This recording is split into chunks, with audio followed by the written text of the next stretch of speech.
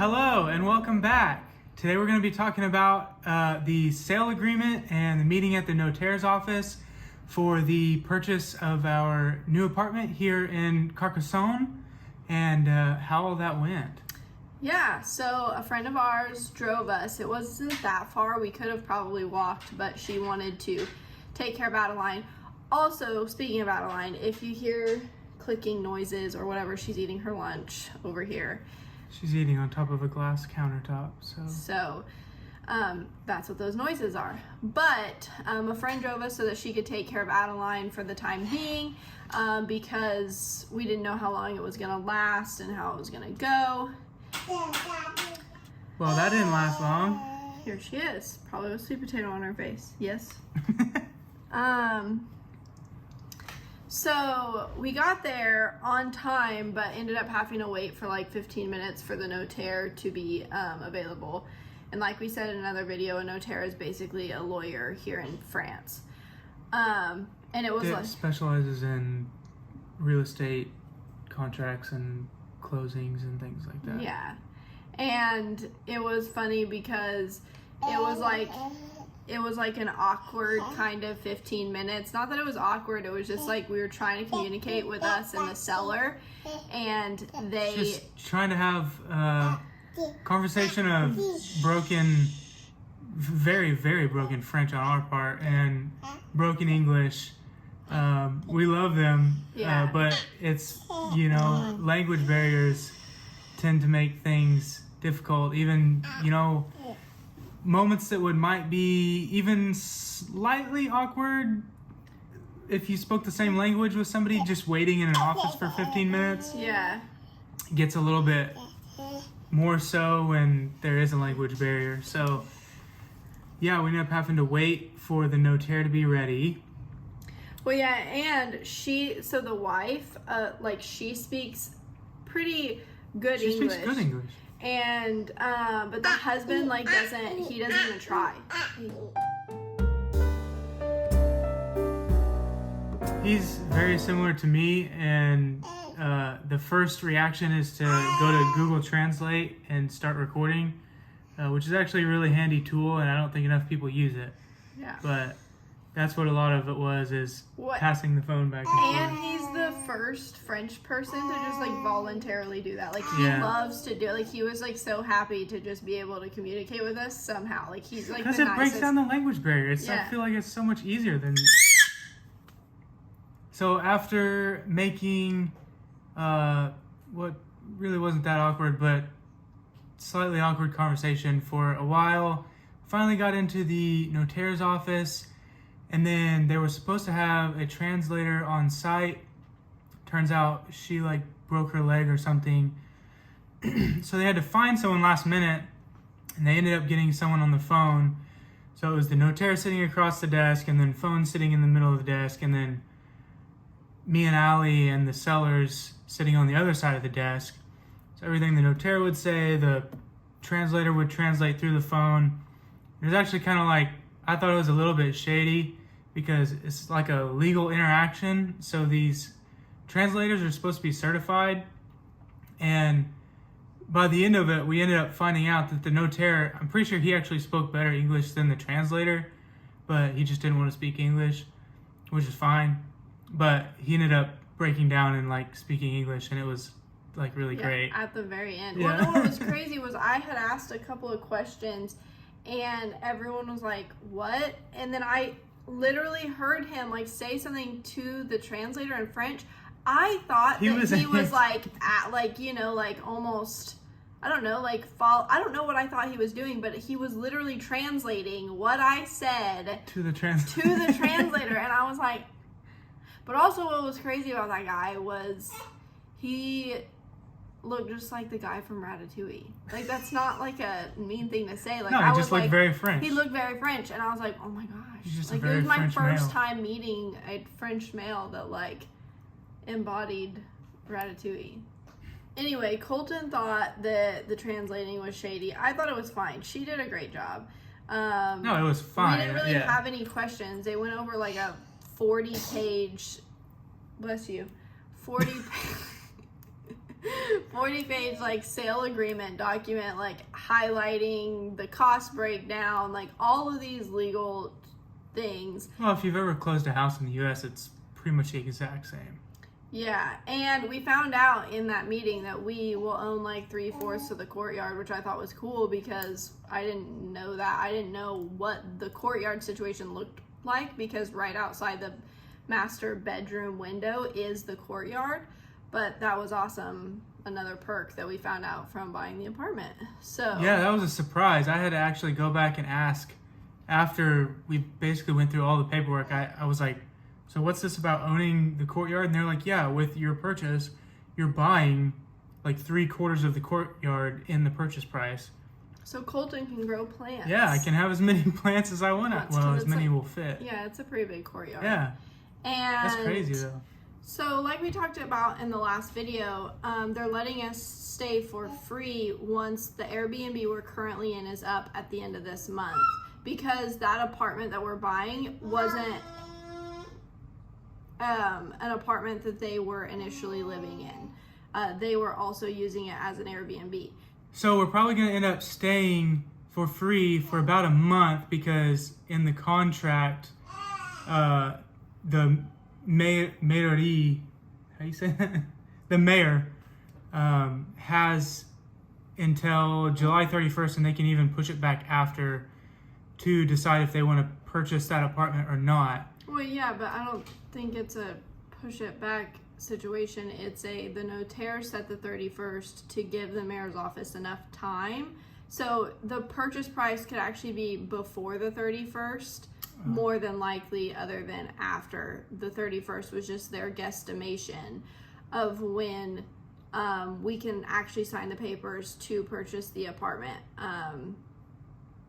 And this is actually really good for us the longer it's being pushed back. Not necessarily because right now would be a good time because the exchange rate from the American dollar to the euro is actually almost evening out, which before the euro, I mean, even just 2 months ago was up to like 1.25 to every $1, I think, right?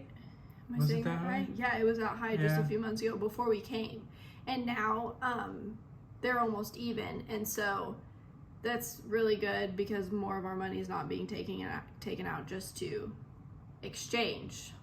Yeah, so the exchange rate right now is pretty much the lowest it's been in who knows how, like, years. We'd have Yeah. to look it up, probably put something on the screen there. But, I mean, it could even go down more. We might end up, a few cents saves us thousands and thousands of dollars on the Yeah. purchase of an apartment right now, which would be just awesome. So yeah, and we found out that in the sale agreement you don't always go to a notaire. That was an exception for us and or probably people more in our situation that because the seller is a realtor and he's selling his own apartment, it's actually better to make sure there's no hidden things or he's like duping us or whatever, that we went through the notaire for the sale agreement as well, because normally you only show up to the notaire when you're actually purchasing the apartment or house or whatever. But Oh, they set that up so there was like a translator and everything to be like super transparent. yeah, super transparent, and that's why the sellers are even more amazing. And we talked about in our last video all the stuff included in the apartment, and in this video staying for free. And so it's actually been a really nice experience that we've had. And it was just one more step down in us talking to you about what the process looks like, because we put in an offer and to back up and like look at the big picture. So we talked about how it was roughly 2 to 4 months to purchase a property, one where we're not getting a loan, and so that's a process that we won't be able to share. But we put in the offer the day that we went and looked at the apartment at the end of the month last month. That was almost a month ago now, almost 30 days. And so we are almost 30 days into the sale of this apartment. And Is that it? Feels like longer than that. Yeah. And so we have the date set for the end of next month to purchase it. And that could be moved up or it could stay there, and that would be literal, like the exact 2-month mark from when we put in the offer. And in our case, it's moving a lot faster, I think, than normal people would, because it's in-house. It's going through a realtor that doesn't even live in the apartment. And so there's a lot of moving parts for us, like in the advantage of us, that I think most Americans and or foreign investors coming into France don't always get that. Yeah. There's been a lot in favor to expedite everything. Yeah, so that's how the sale agreement went. It was smooth, it was nice. They explained everything for us. Any questions we had, they were so nice. Yeah, all of it went really well. Like I said, if you've ever closed on a house, well, this wasn't closing, but if you've ever purchased a house in the U.S., the paperwork is basically the exact same. They just go through the property, what's included, all the things like that. I will say the only thing better, well, we haven't closed yet, so we don't know. But if that was anything like closing, we didn't have to sign 100 separate documents. We just signed one time at the end. Yeah. So that was nice. And I think that was really nice, actually. So that was the process of the sale agreement at the notaire's office for the purchase of our new apartment in Carcassonne. The next videos will probably be us moving into that apartment, getting everything out of this Airbnb, all of our junk that's shoved into this 2-room Airbnb. Yeah. That's not even 2-bedroom. It's just 2 rooms. Yeah. So everything that we moved over here is in 2 rooms right now. We're living on top of each other. We're gonna move all of that about. Well, we didn't move over here with that much stuff. We've collected stuff, kind of like when our first year of marriage, we collected all this stuff in the tiny 1-bedroom apartment because we knew we were moving into a bigger house. Yeah. That's how it is in here. Like, we have a bed frame over here. We have all this stuff because we know how we're gonna design the next apartment. Yeah. So we've already been purchasing things. But anyway, once this is up, at the end of the month, we're going to be moving about, it's literally just about 2 blocks away. No, it's like 4 or 5 blocks. 4 or 5 blocks down the street. And then since we won't technically own the place yet, we won't be able to start renovating or anything, but we can set all of our stuff up and get ready. And then once the end of July comes, the official signing, then we can start renovating and doing what we want. Yeah. And Stupid fly. sharing our renovation process, because like we said, when we picked this apartment, it was because of the layout. We were in love with the size and everything about it, but we were gonna make some changes to the what's it called, just like cosmetic just like cosmetic changes. So yeah, Style changes. so keep watching, stay tuned. We love sharing our life here in France. It's been a whirlwind of anxiety mixed with joy, I feel like, because it's so fun, but everything is that much harder for us. And we're trying to learn French so that some of this is easier. And so, yeah. Thanks for watching. Yeah.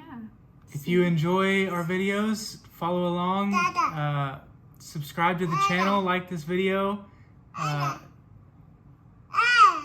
Show Adeline some love, because she is nuts and likes to talk when we're talking. So, see you next time. Say bye. Say bye-bye. Bye.